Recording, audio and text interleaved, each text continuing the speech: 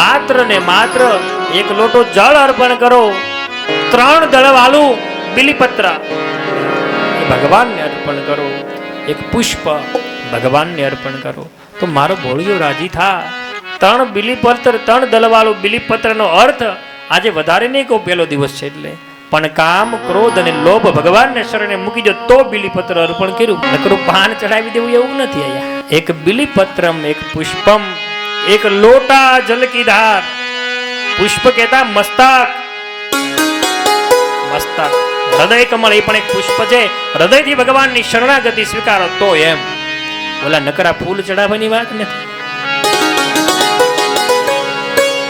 હા તો ન્યા લઈ જાય મારા વાલા કે ન્યા બુદ્ધિ માતા કુદ નથી.